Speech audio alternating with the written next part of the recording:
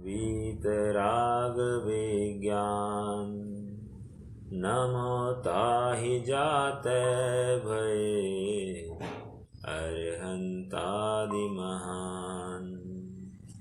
करि मंगल करि हो महा ग्रंथ करण को काज। जातै मिलै समाज सब पावै निज पद राज। बहुविधि मिथ्या गहन करी मलिन भयो निज भाव। ताको होत अभाव है सहज रूप दर्शाव।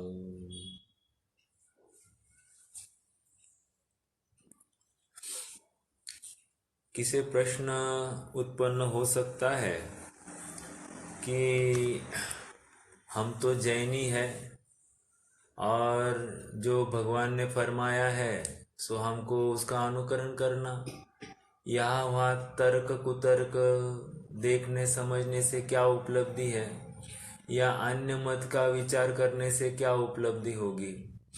लेकिन विचारणीय बिंदु ये है कि हम जितना औरों को पढ़ते समझते हैं उतना अपना निर्णय अच्छा होता है। भक्तामर स्तोत्र में एक स्तोत्र आया, मन्ये वरम हरिहरादय एव दृष्टा दृष्टेषु येषु हृदयं त्वयि तोषमेति। क्या हो गया? वो कह रहे हैं मन्ये वरम अच्छा हुआ, वरम अच्छा हुआ। क्या? हे भगवान अच्छा हुआ। क्या अच्छा हुआ? अरे मैंने पहले ही सबको देख लिया। किसको? हरि हर आदि। अच्छा हुआ मैंने सबको पहले देख लिया। तो क्या फायदा हुआ? अब उन सबको देखने के बाद जब हम आपको देख रहे हैं तो हमको अब यहाँ वहाँ ताक झाक करने की जरूरत नहीं पड़ रही है। हमारी श्रद्धा अड़िग हो गई है, हम नतमस्तक हो गए हैं आपके सामने। अब हमको जगत में कोई भी इष्ट भाषित नहीं होता है। मैंने इतनी बात इसीलिए कही क्योंकि अन्य मत को भी समझना उतना ही जरूरी है जितना अपने मत को समझना जरूरी है। बाजू वाले के घर का बाउंड्री जानना उतनी जरूरी है जितनी अपने घर की बाउंड्री जानना जरूरी है।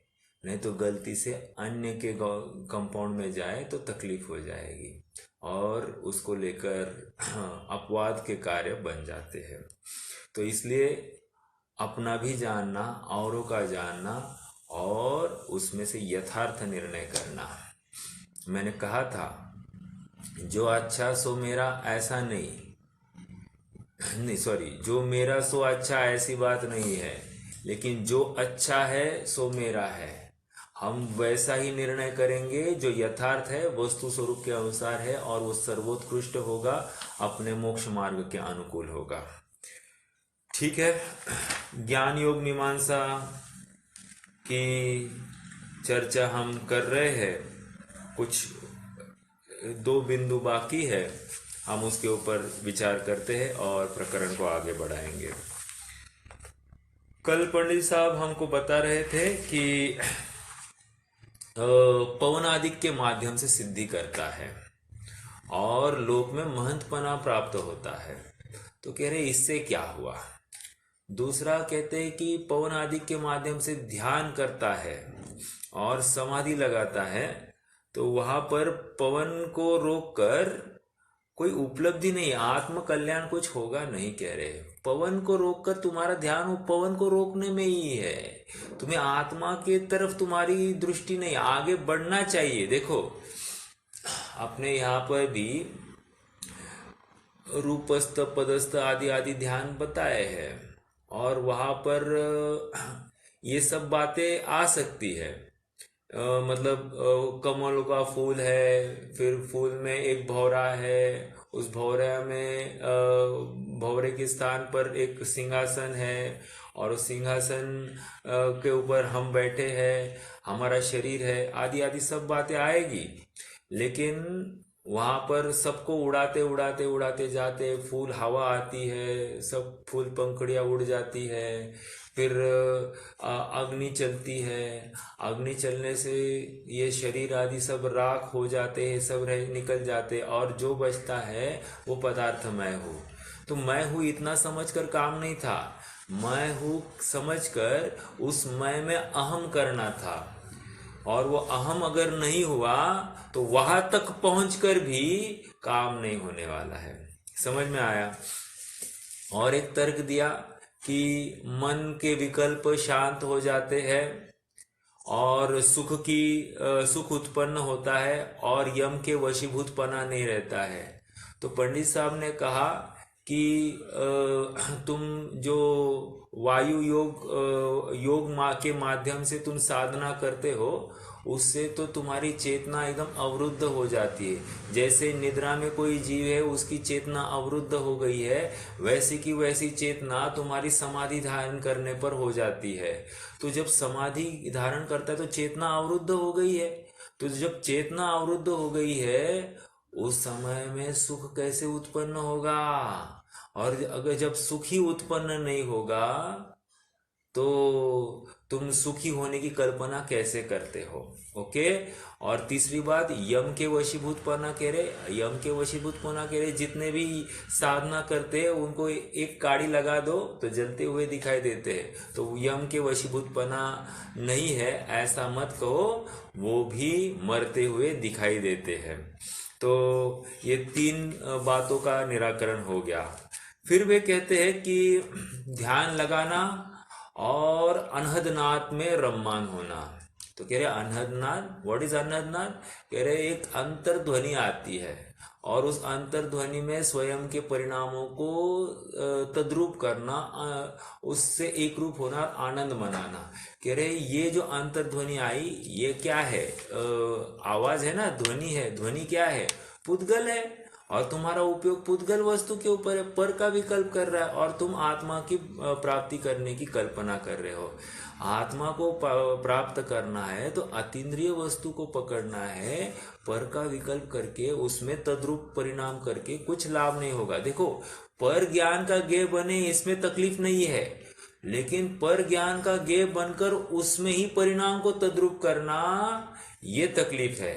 पर ज्ञान का ज्ञेय होकर उसको मात्र जानना, अपनत्व तो अपने में ही होना, इसमें सम्यक तो था, लेकिन पर ज्ञान का ज्ञेय बनकर उसमें एकत्व स्थापित करना, ये तो पर संबंधी आस्था हो गई, पर में श्रद्धा स्थापित हो गई, पर में स्वामीपना या एकत्व ममत्व स्थापित हो गया, तो वो तो कार्यकारी नहीं है।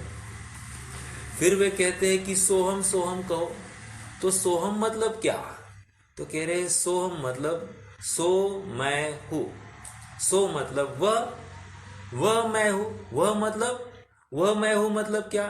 जैसे वह मेरा है, वह मतलब ये मोबाइल ये मेरा है, अपन ऐसा कहेंगे ना। वह किसको? थर्ड पर्सन को कहते। तो सोहम वह मैं हूं। अरे तुम पर पदार्थ को मैं हूं कह रहे हो, यह मैं हूं कहो ना। यह इदम अहम मतलब क्या? यह मैं हूं। सोहम कहकर लाभ नहीं होगा, ऐसा पंडित साहब अब बताने वाले। वह थर्ड पर्सन को कहा जाता है, और इदम मतलब फर्स्ट पर्सन, यहां स्वयं की बात है, और सुखी हमको स्वयं को होना है, इसलिए सोहम कहकर लाभ नहीं होगा। एक कवि ने बहुत अच्छा छंद लिखा है, वो छंद को मैं पढ़ता हूं तो आपको भी उसमें अच्छी बात लगेगी। देखो, दासो हम रटता गया प्रभु मंदिर के पास। फिर से, दासो हम रटता गया प्रभु मंदिर के पास, प्रभु दर्शन कर दामिटा सो हम रहा प्रकाश। ये समझ में आ रहा है कि आप थोड़ा सा पकड़ना। फिर से मैं ये छंद दोहराता हूं। दासो हम रटता गया प्रभु मंदिर के पास, प्रभु दर्शन कर दाम मिटा, सोहम रहा प्रकाश। सोहम सोहम ध्यावता, रह न सका सकार। दीप अहम का जल उठा, अविनाशी अविकार। देखो मैं थीम्स आपको समझाता हूं तो आपको शायद ये बात पकड़ में आएगी। कोई व्यक्ति है, दास बनकर भगवान के मंदिर में जा रहा है। दासो हम रटता गया प्रभु मंदिर के पास। और फिर मंदिर में जाकर भगवान का स्वरूप देख लिया और भगवान का स्वरूप देखकर निर्णय कर दिया, सोहम, दा हट गया, मैं दास नहीं हो सकता। सोहम, वह जैसे वे है वैसे मैं हूं। समझ में आया? तो सोहम तो क्या है? प्रभु दर्शन कर दाम मिटा। प्रभु दर्शन करके क्या हुआ? दासोहम में से दाम मिट गया, दाम मिटा, सोहम रहा प्रकाश। अब क्या बचा? दासोहम में से दा निकल गया तो क्या बचेगा? सोहम, सोहम बचेगा। अब क्या कह रहे हैं? सोहम सोहम ध्यावता। अब क्या किया? सोहम सोहम ध्याने लग गया। सोहम सोहम ध्यावता, रह न सका सकार। अभी सोहम सोहम ध्याने लग गया, वह मैं हूं, वह मैं हूं। तो भी कह रहे कि इसमें भी कुछ कमी थी। तो उसमें भी क्या हुआ? कह रहे स रह नहीं सका, तो रह न सका सकार। सकार, स का रिपीटिशन, ओके। सकार मतलब स का रिपीटेशन। तो कह रहे कि वो स स स वह मैं हूं, वह मैं हूं, वह मैं हूं, ये भी रिपीटेशन रह नहीं सका। जैसे हम कहते हैं ना णमोकार, णमोकार कहकर क्या कह रहे? णमो अरहंताणम, णमो सिद्धाणम, णमो आर्यान। तो णमो णमो रिपीटेशन हो रहा है तो इसलिए वो णमोकार मंत्र हो गया। मकार, 3 मकार कहते हैं ना, मध्य मांस मधु, म से स्टार्ट हो रहे तो म कार, मध्य मांस मधु। समझ में आया? तो यहां पर कह रहे सकार रह न सका। तो सकार स, सोहम सोहम सोहम सोहम, ऐसी जो कंटिन्यूटी थी वो स हट गया। अब स हटने के बाद में क्या बचा शब्द में? तो कहेंगे अहम। ठीक है, सोहम सोहम ध्यावता, रह न सका सकार। दीप अहम का जल उठा, अविनाशी अविकार। अब सच्ची प्राप्ति, अपने सत स्वरूप की प्राप्ति हो गई। दीप अहम का जल उठा, और ऐसा दीप उठने, जल उठने के बाद में क्या हुआ? मैं अविनाशी अविकार हूं, ऐसा निर्णय हो गया। तो उसको अब बाहर कहीं देखने की बात नहीं रही। निष्कर्ष इतना है, दासपने में पराधीनता है। सोहम कहने में भी वह मैं हूं, वह मैं हूं कहकर भी मैं और वो एक ही हूं ऐसा कहकर मैं उसका अंश हूं ऐसा अगर मानता है तो गलत है। देखो हम भी सोहम कहते हैं, लेकिन सोहम कहने का तात्पर्य क्या होगा? उसके जैसा मैं हूं, उसी जाति का मैं हूं स्वभाव अपेक्षा। इतना तक कहेंगे तो सोहम ठीक है, लेकिन उतना सोहम कहकर परिणाम मंद होंगे, आत्मानुभव नहीं होगा। आत्मानुभव के लिए वो मैं उसके जैसे, हम एक ही जाति के कहकर काम नहीं होता है। वहां पर हमको भी उनकी जैसी अवस्था प्रकट करनी चाहिए। और वो अवस्था कैसे प्रकट होगी? वो अहम में स्थापित होकर ही होगी। ठीक है, तो ये बात विशेष यहां से समझनी थी। मैंने इतनी ये छंद पढ़ा, इसके लिए अब ये अगला पैराग्राफ अभी आपको समझ में आएगा क्या है। आइए पेज नंबर 121। शेयर कर देना ग्रुप में। हाँ जी, कर देता हूं। पेज नंबर 121 का लास्ट पैराग्राफ। सोहम शब्द का अर्थ यह है सो मैं हूं। हमको क्या लगता है सो, हाँ तो सो मैं हूं, तो सो का अर्थ क्या, वह। यह ऐसी अपेक्षा चाहिए कि सो कौन, सो मतलब किसके बारे में बात कर रहे हो, उसके बारे में, उसके बारे में मतलब तब उसका निर्णय करना चाहिए, वो कौन, तो वो उसका निर्णय करो, क्योंकि तत् शब्द का और यत शब्द को नित्य संबंध है। मतलब जहां तत् होता है वो यत सापेक्ष होता है, और जहां यत होता है वहां तत् सापेक्ष होता है। जैसे तत् उसका, त्व पना, तो उससे युक्त पना तत्व, तो वैसे ही तत्सापेक्ष यत होता है। इसलिए वस्तु का निर्णय करके उसमें अहम बुद्धि धारण करने में सोहम शब्द बनाता है। कौन, वो मोक्ष मार्ग क्या मान रहा है, सोहम सोहम सोहम सोहम सोहम, वस्तु का निर्णय कर रहा है, और उसमें वह मैं हूं ऐसी कल्पना कर रहा है। ठीक है, वहां भी आपको आप रूप अनुभव करे, वहां तो सोहम शब्द संभव नहीं है। क्यों, सोहम तो पर को आप रूप अनुभव कर रहा है, और यह प्रयोजन सुखी होने कैसे होगा, आपको आप रूप जानने से वो सुखी होगा। तो सोहम सोहम की माला जप कर लाभ नहीं होने वाला है। ठीक है, आइए आगे। पर को आप रूप बतलाने में सोहम शब्द संभव है। जैसे पुरुष आपको आप जाने, वहां सो मैं हूं ऐसा किस लिए कहेगा, वही मैं हूं ऐसा थोड़ी कहेगा, यह मैं हूं कहेगा, वही मैं हूं नहीं कहेगा। ये समझ में आ रहा है क्या, ये थोड़ी सी व्याकरण की भाषा है।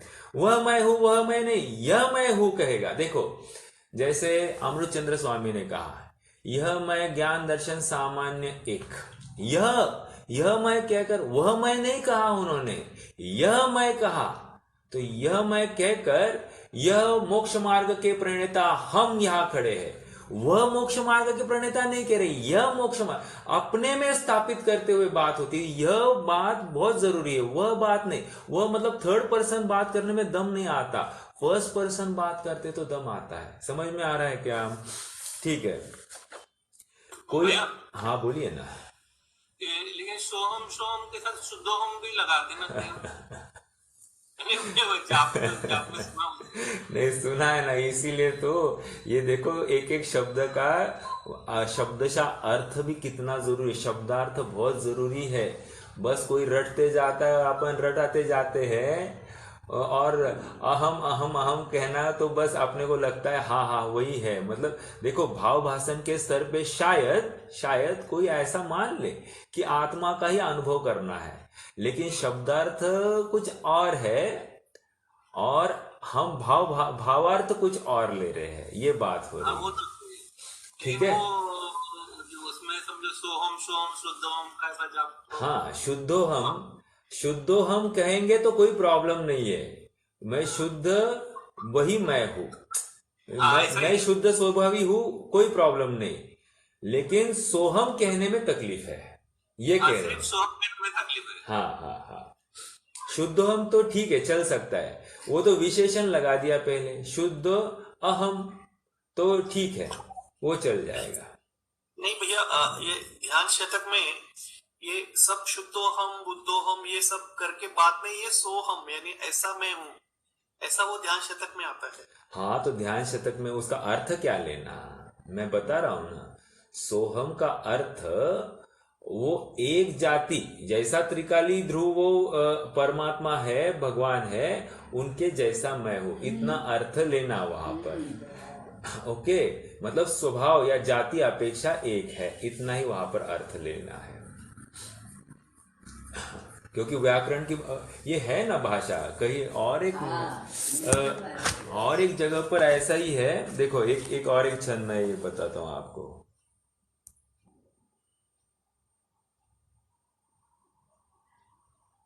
नहीं, मैंने पूरा नहीं लिखा है, लेकिन एक छंद है, ध्यानत निपट निकट दो अक्षर, बिन सुमरे सुमरेंगे, वो उसके आगे का जो है ना वहां पर आप शायद वही कह रहे हैं, मेरे ख्याल से वही है क्या भैया? कहा है ना? तो उसका अंतिम लाइन जो है ना उसमें सोहम लिखा हुआ है, लेकिन सोहम का अर्थ सो मैं हूं, मतलब वही मैं हूं ऐसा नहीं कहना है। वह कहकर थर्ड पर्सन की बात हो रही है, यह मैं हूं आएगा इदम, तो इसलिए इदानिम अप्येषाम, इदानिम मतलब इस काल में भी ये संभव है, ऐसा करते हुए कोई है, वो थर्ड पर्सन नहीं लगाना, इदम कहकर यहां पर फर्स्ट पर्सन, हम भी उसी में से है, मोक्ष मार्गी है, ऐसा कहने की बात है। ठीक है,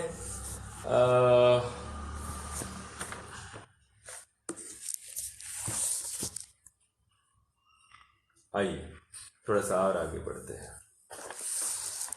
कोई अन्य जीव जो अपने को न पहचानता हो और कोई अपना लक्ष्य न जानता हो, तब उससे कहते हैं जो ऐसा है सो मैं हूं, उसी प्रकार यह जानना।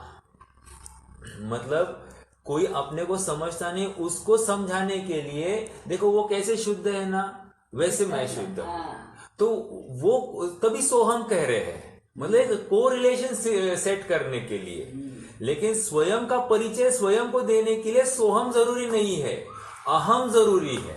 ओके, यही बात यहां पर समझानी है। ठीक है, प्रारंभ की भूमिका में सोहम होता है क्योंकि समझाना पड़ता है ना, और उसको कोई ना कोई तो कंपैरेटिव सामने लगाया जाता है। देखो ग्रामर में डिग्रीज है, positive degree, superlative degree, comparative degree.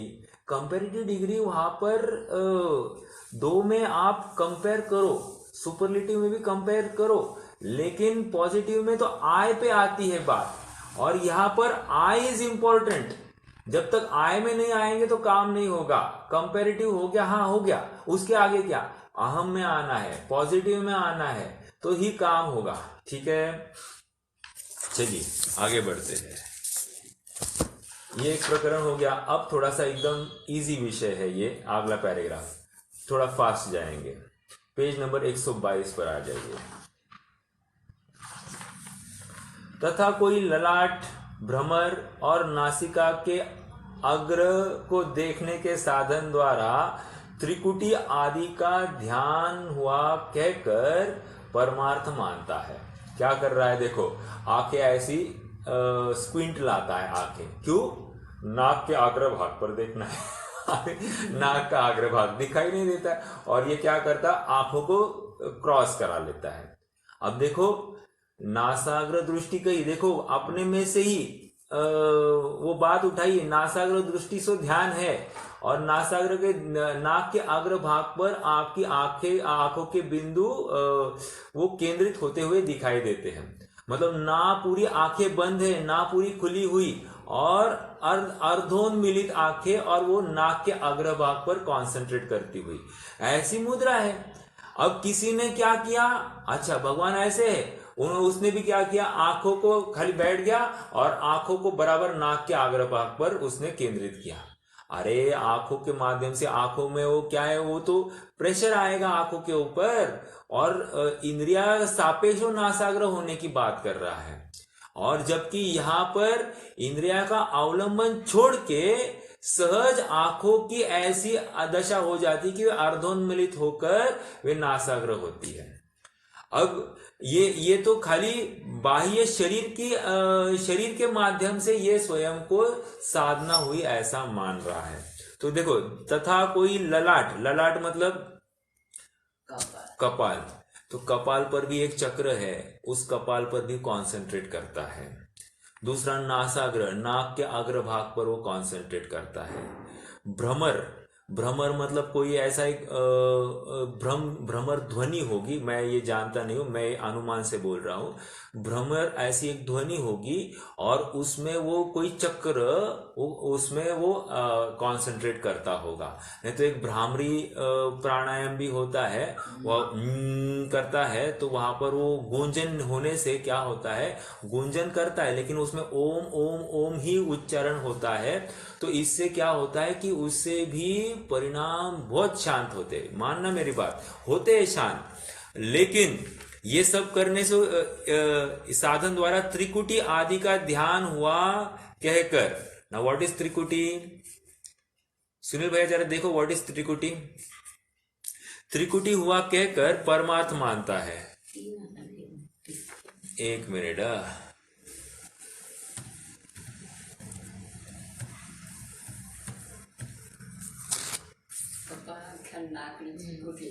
त्रिकुटी चक्र है, चक्र, ठीक है।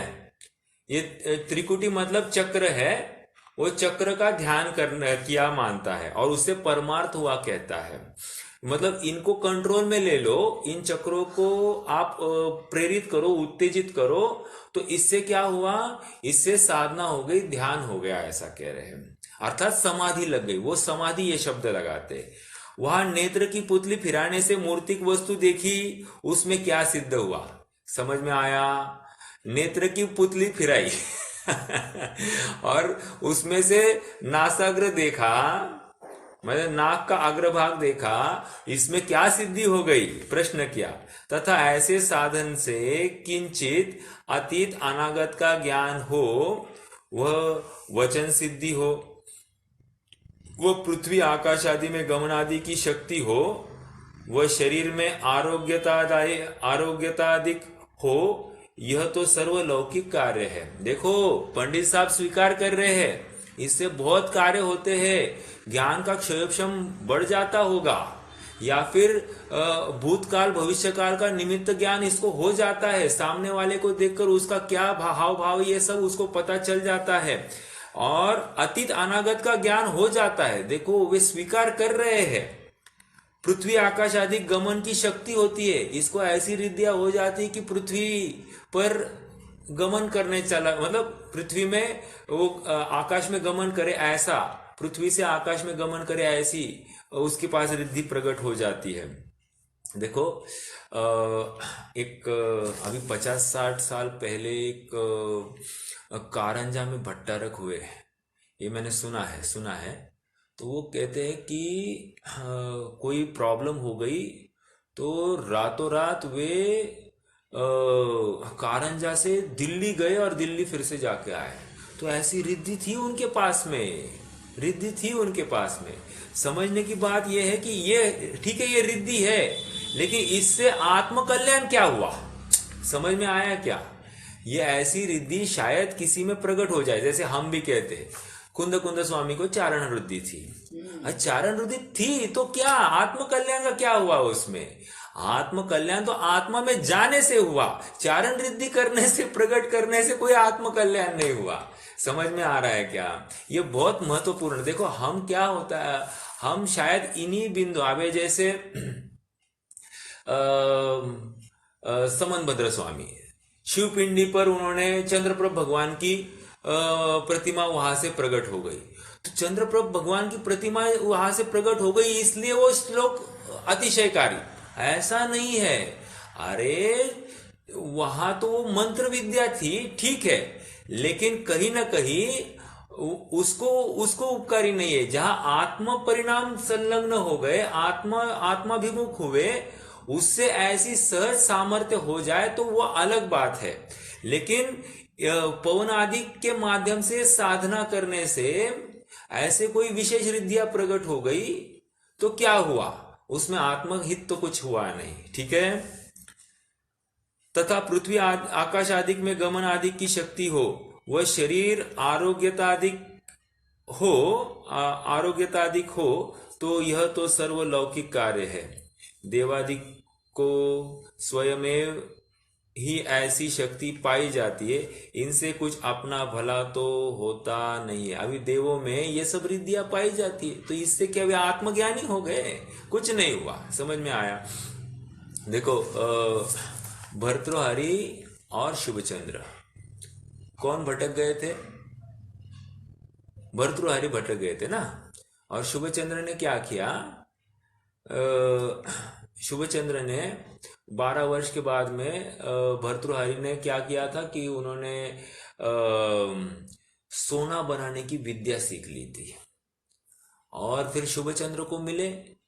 फिर शुभचंद्र ने उनको ऐसा मात्र एक पत्थर को हाथ लगाया और वो सोना हो गया। मतलब इन्होंने जो जिसके लिए 12 वर्ष बर्बाद किए, सब बाह्य साधनों को इकट्ठा करने में, शुभचंद्र आत्म कल्याण करते हुए ऐसी रिद्धि सहज प्रकट हो गई थी। समझ में आया? तो दोनों ने रिद्धियां आ गई थी, लेकिन एक बहिर्मुख था और एक अंतर्मुख हुआ। तो दोनों में फर्क समझना चाहिए। तो उन्होंने कह दिया तुमने इसके लिए 12 वर्ष किया और सोना ही चाहिए था, तो हम राजघराने में थे, हमने राजघराना क्यों छोड़ा? फिर वहां पर तो सोने की कुछ कमी नहीं थी। तो ये बाहर निकलकर इसके लिए थोड़ी अपन ने राजमहल छोड़ा था। समझ में आया? देवादिकों के स्वयं में ही ऐसी शक्ति पाई जाती, इनसे कुछ अपना भला तो होता नहीं है। भला तो विषय कषाय की वासना मिटने पर होता है। Underline this. भला तो विषय कषाय की वासना मिटने पर होता है। मतलब रिद्धियां प्रकट हो गई, 2-5 करोड़ इकट्ठा हो गए, अपने अधीन कोई नौकर चाकर दास दासी हो गए, हमको समाज में बहुत प्रतिष्ठा हो गई, हम में बहुत वाक चातुर्य हो गया, हम 2-5 शास्त्रों के ज्ञाता हो गए। तत्किम, इससे क्या हुआ? तुम्हारे विषय कषाय घटे कि नहीं, पहले ये बोलो। ठीक है? वासना मिटी कि नहीं, ये बोलो। भोगों के प्रति आसक्ति मिली कि नहीं, ये बोलो। तुम्हें किसी के प्रति, अपने इष्टजन के प्रति अभी भी वासना पड़ी है या नहीं है, ये बोलो। तो वासना मिटने पर ही क्या होता है? भला होता है। यह तो विषय कषाय का पोषण करने का उपाय है। गेट टुगेदर क्या होते हैं? विषय कषाय करने के, पोषण करने के साधन होते हैं। तो इससे क्या हुआ? इससे क्या हुआ? कुछ नहीं हुआ। इसलिए यह सर्व साधन किंचित भी हितकारी नहीं है। किंचित भी हितकारी नहीं, पंडित साहब कह रहे हैं। और ये जिनवाणी प्रमाण है। और जब तक हम जिनवाणी को अपने में हृदयंगम नहीं करेंगे, उसके अनुसार अपनी चिंतन धारा नहीं करेंगे, तो नोट दीज वर्ड्स कि भटकना यही हमारा नियत स्वभाव होगा। ठीक है? उस इनमें कष्ट बहुत,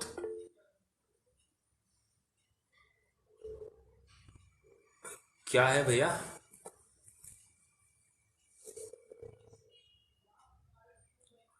God Kabir has granted through knowledge about Trikuti through his bunnies. त्रिकुटी pertains to त्रिकुटी चक्र और लोटस कमल। अच्छा, कमल नाड़ को जागृत करना है। Some also call it as Ajna चक्र और द थर्ड आई चक्र, मतलब कपाल पर ही है। त्रिकुटी चक्र has 2 petals, one is white and other is black। ठीक है, चलिए। तो कहीं ना कहीं वो चक्र की ही, चक्र को की ताकत सिद्ध करने की बात होगी।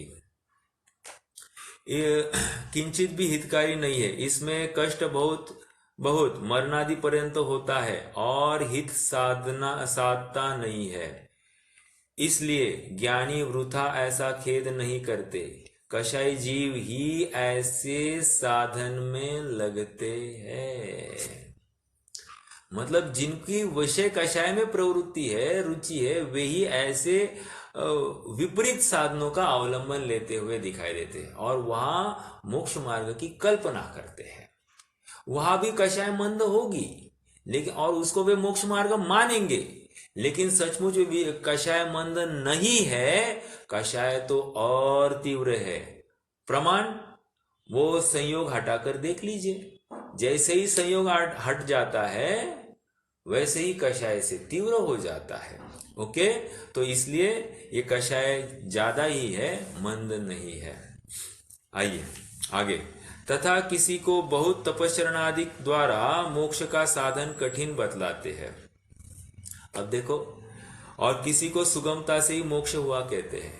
कह रहे दो प्रकार से मोक्ष का साधन कराते हैं। किसी को कहते भाई तपस्या करोगे तो मोक्ष होगा, और किसी को कहते भाई तुम खाली माला जपो तुम्हारा मोक्ष हो जाएगा। तो उदाहरण दिए उन्होंने, जैसे उद्धव आदि को परम भक्त कहकर उन्हें तो तप का उपदेश दिया। उद्धव को बोला तुम तप करो तुम्हें मोक्ष हो जाएगा। और वेश्यादि को बिना परिणाम केवल नामादि ही से तरना बतलाते। वेश्यादि को बोला खाली तुम माला जपो तुम्हारा मोक्ष हो जाएगा। कोई ठिकाना ही नहीं है, अर्थात मोक्ष मार्ग किसी के लिए अलग किसी के अलग ऐसा बताते। और हमारे यहाँ एक होए तृण कालमा परमारथ नो पंथ, मोक्ष मार्ग तीनों काल में एक ही है। कोई कहे नहीं नहीं हम पंचम काल में इसलिए हमारे लिए थोड़ी शिथिलता, कोई चौथे काल में नहीं उनके लिए थोड़ी सी और रिजिडिटी, ऐसा नहीं है भाई। मोक्ष मार्ग सबके लिए एक है, सम्यक तो प्रकट करने की प्रक्रिया सबके लिए एक है। सबको पंचलब्धि पूर्वक ही प्रवेश करना पड़ता है आत्मा में। कोई ऐसा नहीं कि डायरेक्टली प्रभु का स्मरण किया और डायरेक्ट आत्मा में गया है। कोई ऐसा नहीं है कि निंदा गरा कर दिया और आत्मा में गया, ऐसे नहीं है। जो कोई गया है अपने आत्मा को उपास्यमान मान के उसी को उपासित करता हुआ, उसकी उपासना करता हुआ, उसमें स्थिर होता हुआ वो अपने आत्मा को साधता है। ठीक है, इस प्रकार मोक्ष मार्ग का अन्यथा प्ररूपित करते हैं। अब प्रकरण में और सिंप्लिसिटी है। अब अनेक प्रकार के अन्य मत है, उनकी मोक्ष मार्ग संबंधी कल्पना का विचार करते हैं कि क्या क्या मानते हैं, और पंडित साहब उनका निराकरण भी करेंगे कि सचमुच ये मान्यता ठीक है या कुछ उसमें कमी है। वैसे ये प्रकरण थोड़े से पहले भी आ गए हैं, लेकिन उनको एक रूप से आप यूं कहिए कि थोड़ा समराइज भी कर रहे हैं, और कुछ नवीन बात होगी तो उसको भी यहाँ पर रख रहे हैं। तथा मोक्ष स्वरूप को भी अन्यथा प्ररूपित करते हैं। वहां मोक्ष अनेक प्रकार से बतलाते हैं। पहला, एक तो मोक्ष ऐसा है, वैकुंठ धाम में ठाकुर ठकरानी सहित नाना भोग विलास करते हैं, वहां पहुंच जाए और उनकी सेवा करता है सो मोक्ष है। क्या कह रहे, वैकुंठ में जाना, और वैकुंठ में जाकर क्या करना, ठाकुर ठकुरानी वहां बैठे हैं और वे विषय भोग में मस्त रमे हैं। कौन, वे देव है उनके, बस उनकी सेवा करना, सो अपन अब मोक्ष हो गया अपना, ऐसा समझते हैं। तो पंडित साहब प्रश्न कर रहे हैं कि भाई ठकुर ठकुरानी की सेवा करके क्या होगा भला तुम्हारा? कुछ भला नहीं होगा। पैर दबाना, उनके खान पान की व्यवस्था करना, आदि आदि सब बातें यहाँ भी तो वही करता था। लेकिन यहाँ चांस था कि किसी राजा के तुम पैर दबाते थे तो राजा को कह सकता था हाँ मैं आज थक गया, आज नहीं आऊंगा। वहां तो अब आमरण मतलब अभी जब तक वहां पर है तब तक तुम्हें उनकी सेवा करनी पड़ेगी। कोई बिना रुके वहां पर तुम्हें नॉन स्टॉप उनकी सेवा करनी पड़ेगी। तो यहाँ ज्यादा सुखी था वहां से, अब वहां जाकर तुम्हें और ज्यादा पिसना पड़ रहा है। क्या लाभ है ठकुर ठकुरानी के पास जाकर या वैकुंठ जाकर? देखो पढ़ते हैं। सो यह विरुद्ध है। प्रथम तो ठाकुर ही संसारीवत विषयासक्त हो रहा है। ठाकुर क्या है? भोग भोग रहा है, मतलब संसारी क्या करते, भोग भोग रहे। तो ठाकुर और संसारी में क्या फर्क है? दोनों एक है। सो जैसा राजा दिखे वैसे ही ठाकुर हुए, तथा दूसरों से सेवा करानी पड़ी तब ठाकुर के पराधीनता हुई। कोई आकर उनके हाथ पैर दबाए तो ठाकुर पराधीन हुआ कि नहीं हुआ? और यदि वह मोक्ष प्राप्त करके वहां सेवा करता रहे तो जिस प्रकार राजा की चाकरी करना उसी प्रकार यह भी चाकरी हुई। वहां पराधीन होकर सुख कैसे होगा? इसलिए यह भी नहीं बनता। तो वैकुंठ कहते ना, वैकुंठ वैकुंठला प्राप्त झाले, तो वैकुंठला गेले ऐसा कहते, कोई मरण के बाद में वैकुंठ ला गेले ऐसा कहते। तो वैकुंठ जाकर क्या हुआ? कुछ नहीं हुआ, वहां और पीसेगा। समझ में आया? तो सुखी नहीं होगा, ज्यादा दुखी होगा। एक बिंदु हो गया।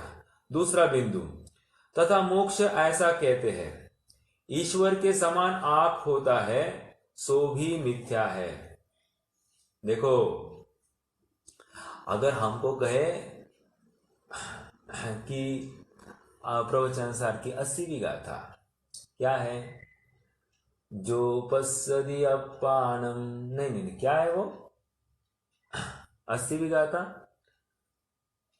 जो भगवान को द्रव्य रूप से, गुण रूप से, पर्याय रूप से जानता है, जो अजानति अर्हंतम दौवत्त गुणत्त पज्जयते ही सो जानति अपानम मोह खलु जाति तत्सलयम, है ना?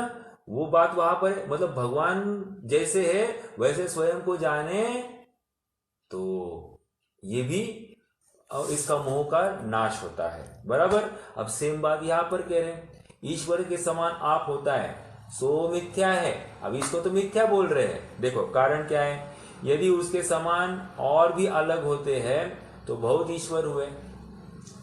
कह रहे ऐसे तो फिर बहुत ईश्वर हो गए। और ये तो एक ही ईश्वर मान रहा है ना, अद्वैत ब्रह्म। तो अब ये तो भगवान जैसा मैं हूं कहकर, भगवान भी ईश्वर, मैं भी ईश्वर, और दूसरा कोई ईश्वर वो भी ऐसा ही भगवान जैसा स्वयं को मानेगा तो वो भी ईश्वर। ऐसे तो जितने जीवे उतने सब ईश्वर हो जाएंगे। तो कह रहे ऐसे तो अनेक ईश्वर हो गए। लोक का कर्ता हर्ता कौन ठहरेगा? फिर उसमें से कौन ईश्वर करता है लोक का और कौन हरता है? सभी ठहरे तो भिन्न इच्छा होने पर परस्पर विरोध होगा। अब कह रहे हैं कि किसी के करने की, लोक के करने की इच्छा हो गई और किसी को लोक का नाश करने की इच्छा हो गई, तो एक ही समय में भिन्न इच्छा होगी तो विरुद्ध कार्य घटित होता हुआ दिखाई देगा। तो एक ही है तो समानता नहीं हुई।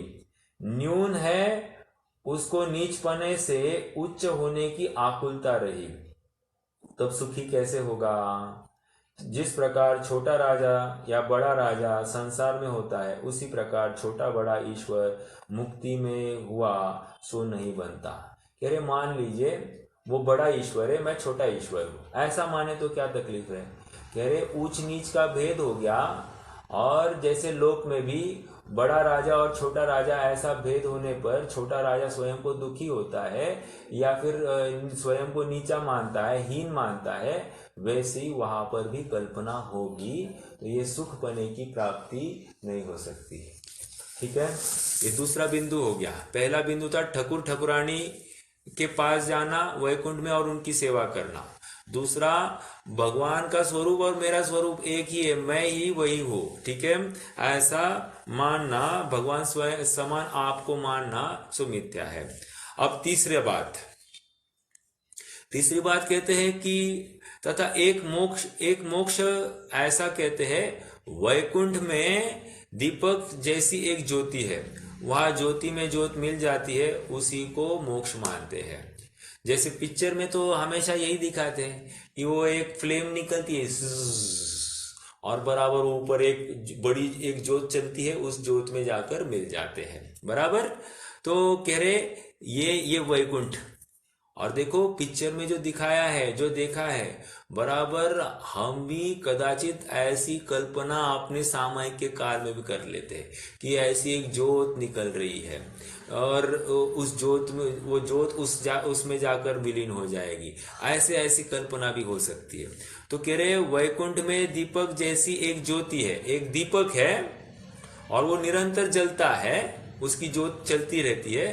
तो उसमें मेरा आत्मा मुक्त होने के बाद में उसी ज्योति में जाकर, मतलब मेरे आत्मा की ज्योत उस ज्योत में जाकर मिल जाती है, ऐसी कल्पना करते हैं। तो ये भी मिथ्या है, मतलब इसको मोक्ष मानते हैं। तो कह रहे दीपक की ज्योति तो मूर्तिक अचेतन है। दीपक क्या है? मूर्तिक है, अचेतन है। अब अचेतन में ये चेतन ज्योति जाकर मिले, कैसी भ्रामक कल्पना है। तर्क समझ में आ रहे है क्या?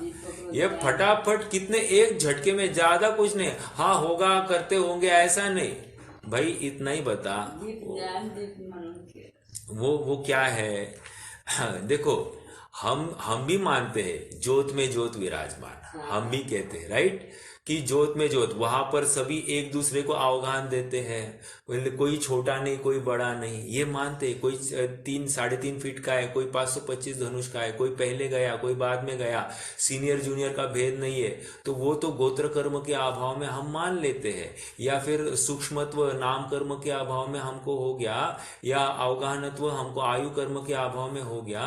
तो इसको लेकर हम एक क्षेत्र में अनंत सिद्ध मान रहे हैं, ठीक है।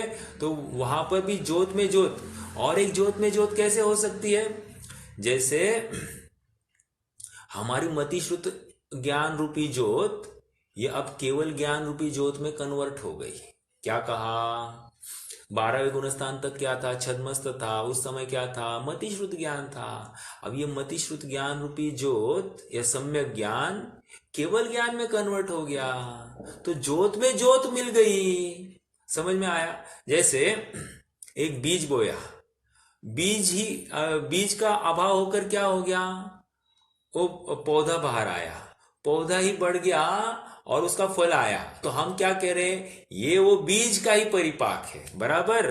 तो ऐसे ही यहां पर कह रहे हैं कि ज्योत ज्योत में विलीन हो जाती है, अर्थात बीज ही बीज को उत्पन्न कर रहा है। समझ में आया? तो ऐसे ही यहाँ पर मतिश्रुत ज्ञान रूपी सम्यक ज्ञान रूपी ज्योत केवल ज्ञान में कन्वर्ट हो गई, ज्योत में ज्योत विराजमान। ऐसी एक आधार बनाओ, या फिर वहां पर एक क्षेत्र में अनंत सिद्ध रह सकते हैं, ऐसी हम भी कल्पना करते हैं। लेकिन उसके पीछे आधार अपना अवगाहनत्व है, अर्थात शरीर का अभाव, आयु कर्म का अभाव, या फिर मतलब नाम कर्म का अभाव, ये हम वहां पर तर्क रखते हैं। लेकिन और ऐसा होते हुए भी अपनी आत्मा का अस्तित्व निराला है। भले एक क्षेत्र में सब रह रहे हैं, लेकिन मेरे एक क्षेत्र में रहने से उनका सुख मेरे लिए कुछ कार्यकारी नहीं, और मेरा सुख उनके लिए कार्यकारी नहीं। मेरा जाननपना मेरे लिए ही कार्यकारी है, उनका जाननपना उनके लिए कार्यकारी। ऐसी सहज ही वो व्यवस्था है, इसलिए एवरीबडी इज इंडिपेंडेंट देयर। ठीक है, देखो आइए पढ़ते हैं। दीपक की ज्योति तो मूर्ति अचेतन है, ऐसी ज्योति वहां कैसे संभव है? और एक बहुत जबरदस्त तर्क दिया, कह रहे हैं कि मान लीजिए आप कभी नोटिस करना कि जब दीपक एक दीपक दूसरे दीपक से जुड़ता है तो ज्योत क्या होती है? थोड़ी सी बढ़ जाती है। ओके, तो कह रहे हैं कि तथा ज्योति में ज्योत मिलने पर ज्योत रहती है या विनष्ट हो जाती है। मतलब ये अभी यहां से मेरी ज्योत यहां से ऊपर के ज्योत में चली गई, तो मेरी ज्योत बची या नाश को प्राप्त हो गई? एक, यदि रहती है तो ज्योति बढ़ती जाएगी। तो कह रहे यदि मेरी ज्योत वहां पर अभी भी है, तो कह रहे वो जो ज्योत है वैकुंठ में वो बड़ी हो जाएगी। समझ में आया? तब ज्योति में हीनादिकपना होगा और विनष्ट हो जाती है तो अपनी सत्ता नष्ट हो गई। और यदि मेरी ज्योत ऊपर जाकर उस ज्योत में मिल गई और मेरी ज्योत का अभाव हो गया, तो क्या हो गया? मेरी ही सत्ता का नाश हो गया। और मेरी सत्ता का नाश किसको स्वीकार? मोक्ष मतलब मेरी सत्ता का नाश ऐसा किसे स्वीकार होगा? अर्थात किसे भी नहीं। ठीक है, तब ऐसा कार्य उपादेय कैसे माने? इसलिए ऐसा भी नहीं बनता। ये तीसरा, ज्योत, आप पॉइंट लिख लीजिए कि दीपक ज्योति जैसी एक ज्योति की कल्पना। पहला पॉइंट क्या था? वैकुंठ में ठाकुर ठाकुरानी की सेवा करना। दूसरा पॉइंट क्या था? कि छोटा बड़ा ईश्वर मुक्ति में हुआ मान्यता। ठीक है, मतलब मुक्ति में कोई छोटा ईश्वर है कोई बड़ा ईश्वर है, ऐसी वहां पर कल्पना। और तीसरा ज्योत, दीपक की ज्योत का विलीन होने की कल्पना। ओके, अब चौथा बिंदु देखो, ये ज्योत में ज्योत तो हम भी मानते हैं, लेकिन हमारी अपेक्षा है, या फिर वहां पर ईश्वर छोटा बड़ा ईश्वर आकार अपेक्षा है, लेकिन सुख अपेक्षा हर कोई अपना अपना सुख का वेदन कर रहा है, ठीक है। और सब एक समान जाति वाले हैं, कोई प्रॉब्लम नहीं। ये स्वीकार करते हुए भी हम सुखी हो सकते। क्यों? क्योंकि हमारे पास स्यादवाद है। अब आपको ये अधिकार पढ़कर समझकर आपको स्यादवाद की या अपेक्षा या कथनचितपना की महत्ता या नएपने की महत्ता आपको आ रही होगी। किस नए से हम कह रहे हैं, किस अपेक्षा से ये कथन है, इसका महत्व हमको आ रहा है। देखो, जब मैं स्टार्टिंग में कक्षाएं लेता था तो हमारे कक्षार्थी जो थे वो पूछते थे, हाँ ठीक है, अभाव पढ़ लिया, अभाव पढ़ के क्या लाभ हुआ? हाँ, ये नए पढ़ रहे, लेकिन ये क्यों पढ़ रहे कुछ समझ में नहीं आ रहा है। लेकिन अब हम अपर मत को समझ रहे हैं, तो उनकी भी अपने जैसी मान्यता है, लेकिन उनकी मान्यता और अपनी मान्यता में भले कथन तो सेम है, लेकिन उसकी मान्यता मिथ्या और मेरी मान्यता यथार्थ। इसकी अपेक्षा मेरा नयवाद है, मेरी नए कृत अपेक्षा है, और उसकी नया भास वाली अपेक्षा है, और इसलिए हम यथार्थ है और वो गलत है। समझ में आया? चलिए आगे, चौथा बिंदु। तथा एक मोक्ष ऐसा कहते हैं आत्मा ब्रह्म है और माया का आवरण मिटने पर मुक्ति ही है। हम भी कहते कि नहीं कि भगवान आपने क्या है वो पातक किया तुमने जीवन का शिल्प, खिल गए मोह कर्म और गाद। वो क्या है? वो किया तुमने जीवन का शिल्प। तो कहने की बात इतनी है कि तुमने क्या किया? आवरणों को हटा दिया और फिर तुम एकदम शुद्ध हो गए। अब यही तो वो कह रहे, आत्मा ब्रह्म है और माया का आवरण मिटने पर मुक्ति होती है। मतलब हम भी कहते हैं कर्मों का क्षय होने पर जीव मुक्त होता है। अब सेम टू सेम बात है कि नहीं है? लेकिन इस बात को पंडित साहब मिथ्या कह रहे हैं, और हम वही बात कहेंगे तो उसको सत्यार्थ कहेंगे। क्यों भाई, ऐसा क्यों? तो कह रहे हैं हमारा नयवाद है, हम आत्मा को वर्तमान में शुद्ध मान रहे हैं, लेकिन पर्याय में हम उसे अशुद्ध है ऐसा स्वीकार भी कर रहे हैं, और हम पर्याय में शुद्ध होने जैसा है ऐसा स्वीकार भी करते हैं। मतलब द्रव्यार्थिक नय से मैं शुद्ध हूं और वर्तमान में पर्यायर्थिक नय से मैं अशुद्ध हूं, ऐसी दोनों बातें मैं मानता हूं। देखो, सेम टू सेम प्रकरण है। आप पेज नंबर 194 खोलिए या वहां पर लिखिए पेज नंबर 194। श्वेतांबर मत निराकरण के लिए वहां पर भी उन्होंने सेम तर्क लगाया है। मैं पढ़ूं यहां से, श्वेतांबर मत नहीं है ये 7वां अधिकार है। इनफैक्ट ये व्यवहाराभासी होगा। कोई ऐसा मानता है कि आत्मा के प्रदेशों में तो केवल ज्ञान ही है, ऊपर आवरण होने से प्रकट नहीं होता, सो यह भ्रम है। अब यहां पर क्या कह रहे हैं? आत्मा ब्रह्म है, माया का आवरण मिटने पर मुक्ति होती है। ऑलमोस्ट सिमिलर है कि नहीं? क्या है? आत्मा के प्रदेशों में केवल ज्ञान है, ये क्या मान रहा है? आत्मा ब्रह्म है, मतलब केवल ज्ञान है, ठीक है। ऊपर आवरण होने से प्रकट नहीं हो रहा है, माया का आवरण मिटने पर मुक्ति होती है, अर्थात माया का आवरण है इसलिए मुक्त नहीं है। समझ में आया? सेम टू सेम प्रकरण है, आप लिख लीजिए वहां पर पेज नंबर 194, सेम प्रकरण। तो क्या मान्यता है? माया का आवरण हटेगा तो ये मुक्त होगा।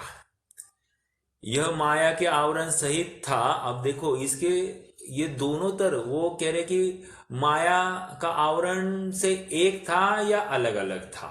देखो, यह माया के आवरण सहित था तब ब्रह्म एक था या अलग था?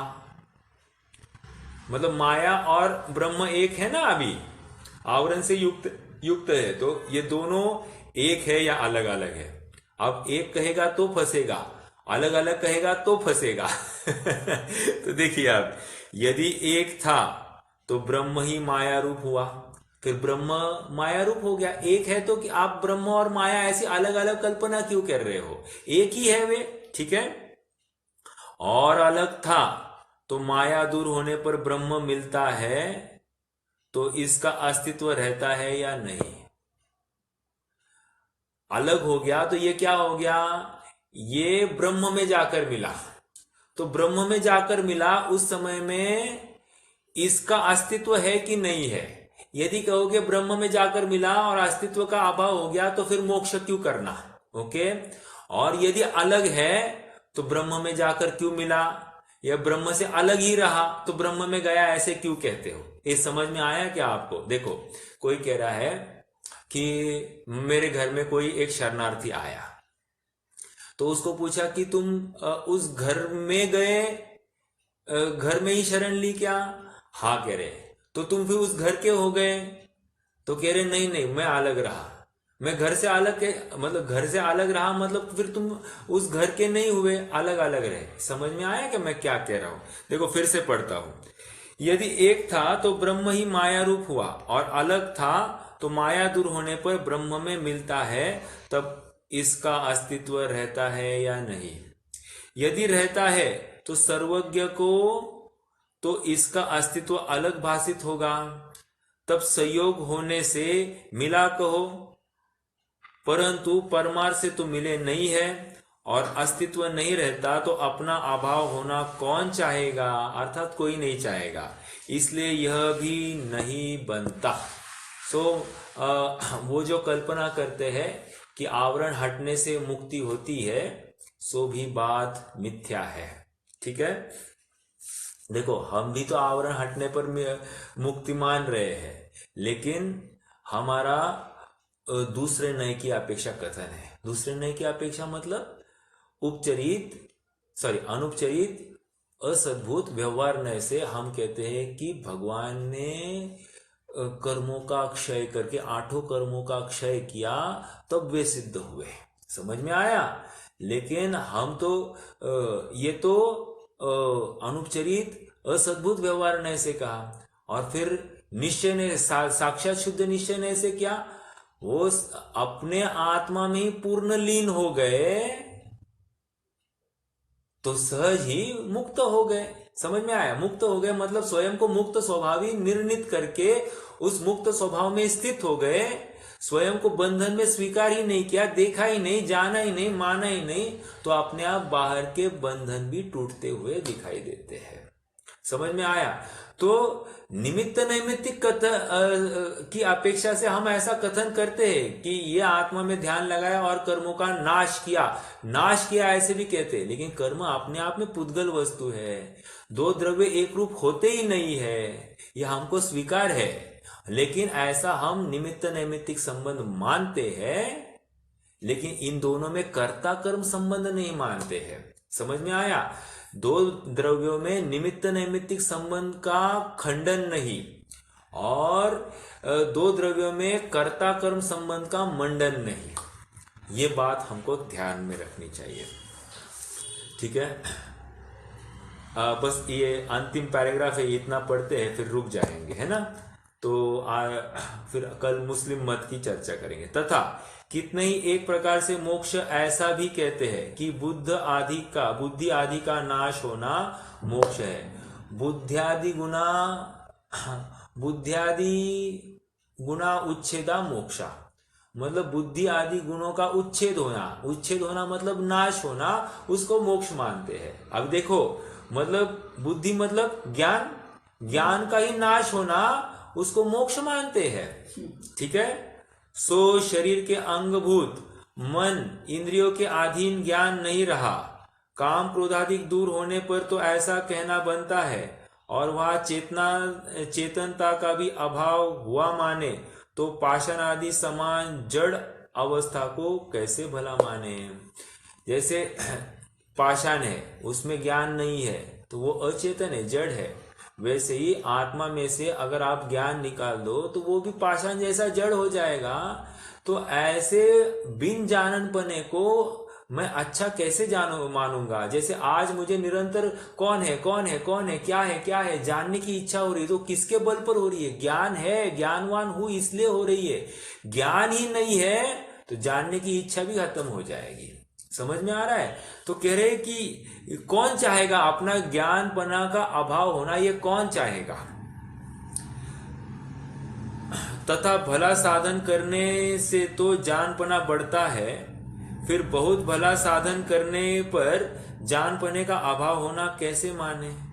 तथा लोक में ज्ञान की महंतता से जड़पने को तो महंतता नहीं है, इसलिए यह नहीं बनता।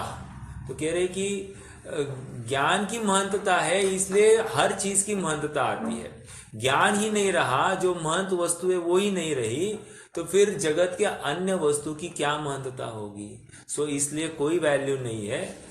इसलिए बुद्धि आदि गुणों का उच्छेद होना, सो मोक्ष, ये कल्पना हमको काल्पनिक लगती है। इसी प्रकार अनेक प्रकार कल्पना द्वारा मोक्ष को बतलाते हैं, सो कुछ यथार्थ तो जानते नहीं है। संसार अवस्था की मुक्ति अवस्था में कल्पना करके अपने इच्छा अनुसार बकते हैं। इस प्रकार वेदांत आदि मतों में अन्यथा निरूपण करते हैं। कल हमको ना एक गोमटसार की 68-69वीं गाथा, गोमटसार जीवकांड की 68-69वीं गाथा, 69वीं गाथा हमको देखनी है। और उसमें एक एक विशेषण दिए हैं सिद्धों के, और उस एक विशेषण से एक एक मत का निराकरण हुआ ऐसा बताते हैं। तो हम वो कल थोड़ी सी चर्चा करेंगे और फिर विषय को आगे बढ़ाएंगे। मुस्लिम मत का विचार फिर कल देखेंगे। ओके, कोई प्रश्न है तो रख सकते हैं, नहीं तो जिनवाणी स्तुति करेंगे। बुद्धि आदि का नाश हो